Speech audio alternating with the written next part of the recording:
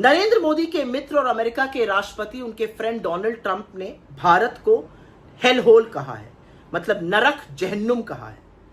यही नहीं, उन्होंने वहां पर काम कर रहे भारतीयों को गैंगस्टर्स विद लैपटॉप कहा है।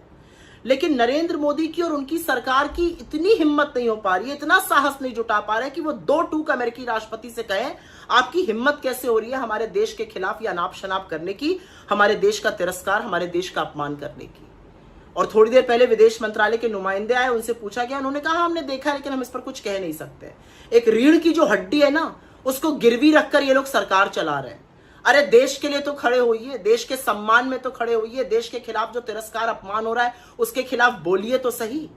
और असलियत यह कि ट्रंप ये पहली बार नहीं कर रहे हैं। उन्होंने हिंदुस्तानियों को बेड़ियां पहनाकर, हथकड़ियां डालकर, मिलिट्री जहाज में ठूस कर वहां से खदेड़ दिया, मोदी जी चुप रहे।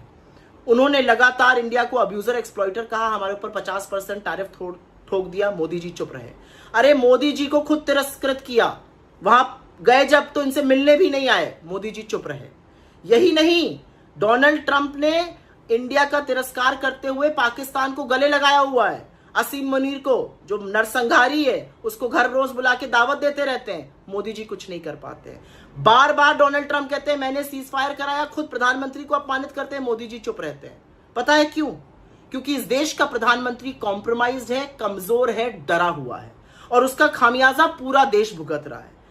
इस देश के प्रधानमंत्री को अमेरिका ब्लैकमेल कर रहा है, भगवान जाने उनके पास क्या है, और इसी वजह से प्रधानमंत्री अपना मुंह खोलकर दो टूक ये कह नहीं पा रहे हमारे देश का लगातार अपमान करने का काम बंद कीजिए।